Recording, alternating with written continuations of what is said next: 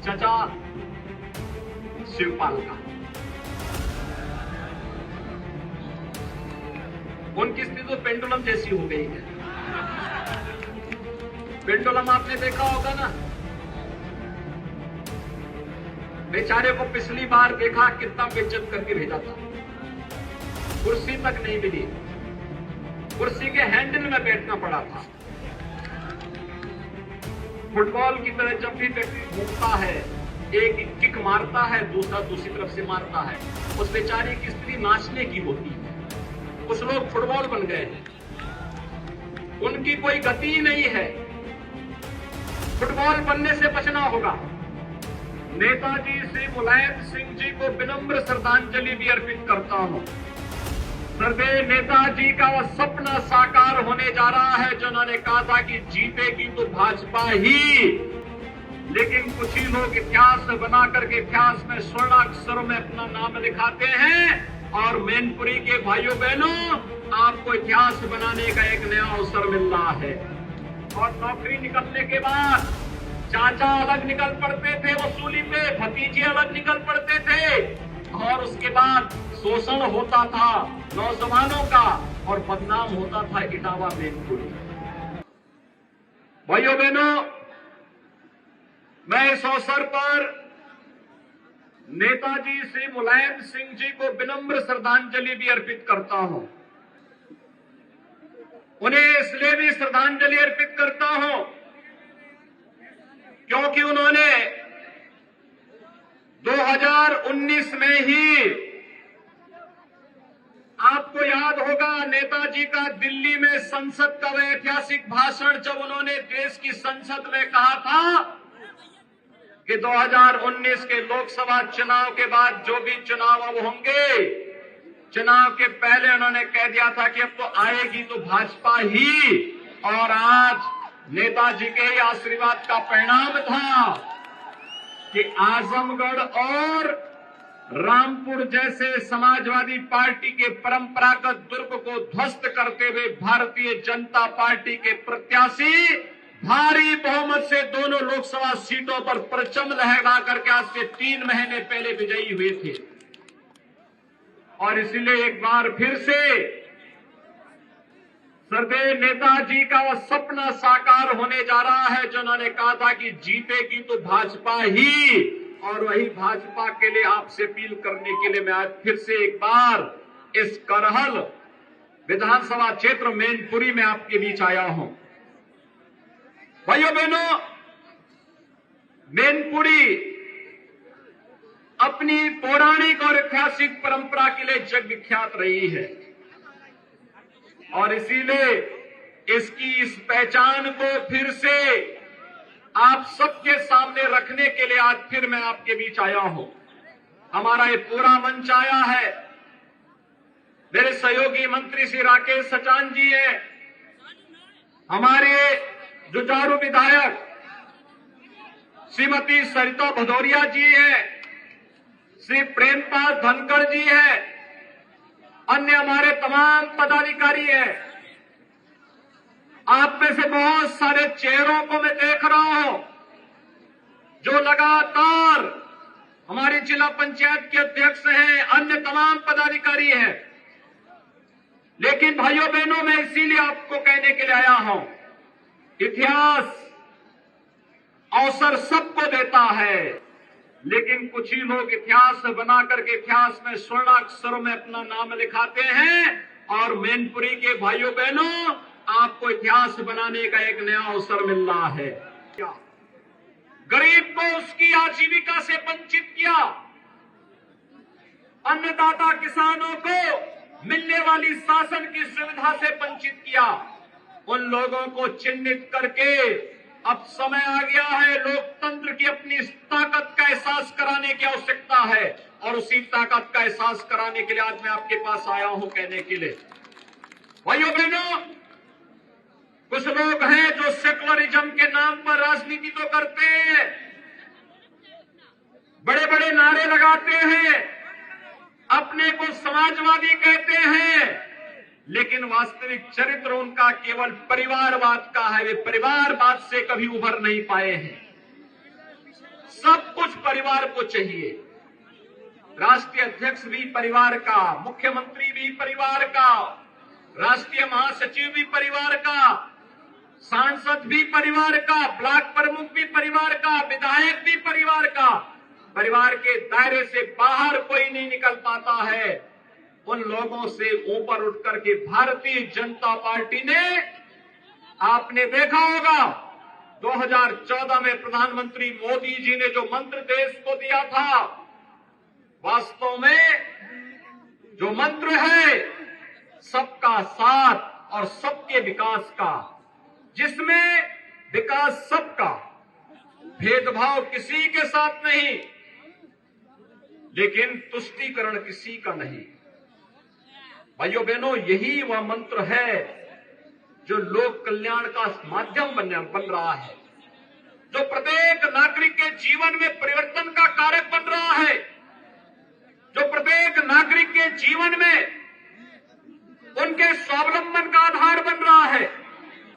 भाइयों बहनों, कोरोना कालखंड में आपने देखा होगा, फ्री में टेस्ट, फ्री में उपचार, फ्री में वैक्सीन और फ्री में राशन देने का काम भी किया। मैं आपसे पूछना चाहता हूं, आपके विधायक यहां कोरोना कालखंड में यहां हालचाल लेने के लिए आए थे क्या? आएंगे भी नहीं, क्योंकि उनको आपके पास आने की फुर्सत ही कहां। अपनी मित्र मंडली से जब फुर्सत हो तो आपका हालचाल ले, वहां तो केवल और केवल आपको इमोशनल रूप से मैनपुरी को एक बार फिर बहकाने के लिए आ रहे हैं। लेकिन भाइयों बहनों, राजनीति इमोशनल विषय नहीं हो सकता। ये इमोशनल हमें कॉमन मैन के प्रति होना चाहिए। जिसके पास आवास नहीं उसको आवास मिलना चाहिए, जिसके पास शौचालय नहीं उसको शौचालय मिलना चाहिए, जिसके पास रोजगार नहीं उसको रोजगार मिलना चाहिए, जिसको सुरक्षा की आवश्यकता है उसको सुरक्षा मिलनी चाहिए। लेकिन भाइयों बहनों, समाजवादी पार्टी की सरकार 4-4 बार थी, इनके अपने बड़े बड़े बंगले बन गए, लेकिन मैनपुरी इटावा के गरीबों के मकान नहीं बन पाए। इनकी जमीनों पर कब्जा जरूर हो गया, लेकिन इनके अपने मकान नहीं बन पाए, इनके विद्युत के फ्री के कनेक्शन नहीं मिल पाए, इनके घर में शौचालय नहीं बन पाए, इनको उज्ज्वला योजना के रसोई गैस के कनेक्शन नहीं मिल पाए। इनका राशन तो समाजवादी पार्टी की सरकार के समय वही माफिया हड़प जाते थे, जिन माफियाओं को समाजवादी पार्टी ने पाला पोसा। लेकिन भाइयों बहनों, आज मैं कह सकता हूं, प्रधानमंत्री मोदी जी के आने के बाद हर गरीब को बिना भेदभाव के आवास की सुविधा उपलब्ध हो रही है। और मैं फिर एक बात तो कह सकता हूं, हमने अब तक प्रदेश में 45 लाख गरीबों को एक आवास उपलब्ध कराया है। 10 लाख आवास हमारा तैयार है जो हम देने जा रहे हैं गरीबों को। और फिर मैं इस बात को कहता हूं, हर गरीब को एक आवास फिर रखने के लिए उपलब्ध कराएंगे।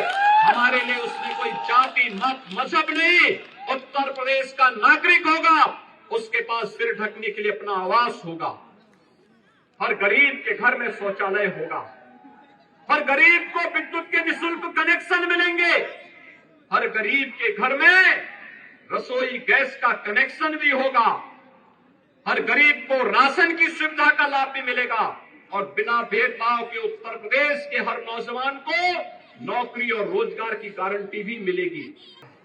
आज मैनपुरी का भी हर जाति का नौजवान उत्तर प्रदेश सरकार की हर भर्ती में उसका स्थान भी आता है और वह सम्मान और गौरव के साथ बिना पैसे दिए सरकारी नौकरी प्राप्त करता है, शासन की योजनाओं को प्राप्त करता है। लेकिन भाइयों बहनों, पहले होता क्या था, कोई नौकरी निकलती थी और नौकरी निकलने के बाद चाचा अलग निकल पड़ते थे वसूली पे, भतीजे अलग निकल पड़ते थे और उसके बाद शोषण होता था नौजवानों का और बदनाम होता था इटावा मैनपुरी। बदनामी आपकी होती थी। भाइयों बहनों, आज तो बिना भेदभाव की नौकरी मिल रही है, आज बिना किसी लॉन्ग लपेट के नौकरी मिल रही है। और हमने तो कहा है कि गरीबों की संपत्ति पर जो कब्जा करेगा, व्यापारियों की संपत्ति पर कब्जा करेगा, सामान्य लोगों को जो प्रताड़ित करेगा, उसकी संपत्ति को जब्त करके उन्हीं गरीबों का मकान उसमें बनाने का काम भी हम लोग करेंगे। हमने सिलसिला शुरू कर दिया है। आप देख रहे होंगे इन माफियाओं की सैकड़ों करोड़ की संपत्तियां हम जब्त कर रहे हैं, गरीबों के लिए आवास बना रहे हैं, और जिसने भी हड़पी होगी उसको ब्याज सहित उसका चुकता तो करना ही पड़ेगा, इसमें कोई संदेह नहीं होना चाहिए। और इसीलिए मैं आज आपसे कहने के लिए आया हूं कि भाइयों बहनों, आपने विधानसभा चुनाव में तमाम अफवाहों को दरकिनार करते हुए मैनपुरी और भोगांव विधानसभा सीट पर हमें चुनाव जिता करके भेजा। आज विकास द्रुत गति से वहां पर आगे बढ़ा है। आप यहां पर लोकसभा, मैनपुरी लोकसभा को भारतीय जनता पार्टी की झोली में डालिए, और मैं आपको आश्वस्त करने के लिए आया हूं कि भाइयों बहनों, विकास के मामले में भी कोई भेदभाव नहीं होगा। आपको सुरक्षा की गारंटी सरकार देगी। आपके साथ किसी भी प्रकार से कोई आपकी सुरक्षा में सेंध नहीं लगा सकता, और अगर लगाएगा तो ब्याज सहित फिर उसको चुकता करने के लिए भी तैयार रहना पड़ेगा। भाइयों बहनों, मैं एक दिन बयान पढ़ रहा था, चाचा शिवपाल का। उनकी स्थिति तो पेंडुलम जैसी हो गई है। पेंडुलम आपने देखा होगा ना, बेचारे को पिछली बार देखा कितना बेइज्जत करके भेजा था, कुर्सी तक नहीं मिली, कुर्सी के हैंडल में बैठना पड़ा था, और फिर उनको वही चीज याद आ जाती, कभी कभी उनको याद आता है। भाइयों बहनों, जीवन में पेंडुलम कभी नहीं बनना चाहिए। पेंडुलम का कोई लक्ष्य नहीं होता है। आजकल एक अंतर्राष्ट्रीय स्तर पर फुटबॉल का टूर्नामेंट हो रहा है, फीफा का। फुटबॉल की तरह जब भी व्यक्ति घूमता है, एक किक मारता है, दूसरा दूसरी तरफ से मारता है, उस बेचारे की स्थिति नाचने की होती है। कुछ लोग फुटबॉल बन गए हैं, उनकी कोई गति ही नहीं है। फुटबॉल बनने से बचना होगा। बहुत स्पष्टता के साथ सम्मान और स्वाभिमान के लिए कार्य करना होगा। इस सम्मान और स्वाभिमान मैनपुरी का, यहां के विकास का, यहां के गरीबों का, यहां के किसानों का, यहां के नौजवानों का, और इसी सम्मान और स्वाभिमान की रक्षा करने के लिए भारतीय जनता पार्टी ने श्री रघुराज सिंह साक्य जैसे कार्यकर्ता को अपने बीच में सांसद पद के प्रत्याशी के रूप में उतारा है। इससे भारतीय जनता पार्टी नेतृत्व ने बहुत सूझबूझ से यहां पर श्री रघुराज सिंह साक्य को अपना प्रत्याशी बना करके आपके बीच में उतारा है।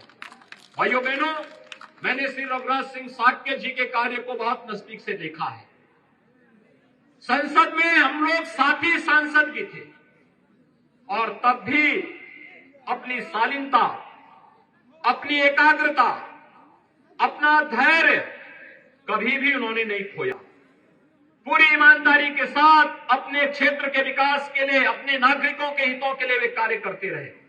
आपने देखा होगा, लगातार वे आपके बीच में हैं, और आज बीजेपी परिवार में वे शामिल हुए। बीजेपी में शामिल होने के बाद कहीं कोई पद की मांग उन्होंने नहीं की, केवल एक सामान्य कार्यकर्ता के रूप में कार्य करते रहे, और सामान्य कार्यकर्ता के रूप में कार्य करते करते भारतीय जनता पार्टी नेतृत्व ने उनके कार्य को देखा, और उसके बाद तय किया कि अब मैनपुरी किसी परिवार की विरासत नहीं बन सकती। मैनपुरी एक सामान्य कार्यकर्ता के नेतृत्व में विकास की एक नई ऊंचाइयों को छुएगा, और इसलिए मैनपुरी उपचुनाव में श्री रघुराज सिंह साक्य जी को भारतीय जनता पार्टी ने अपना प्रत्याशी बनाकर के आपके बीच में उतारा है।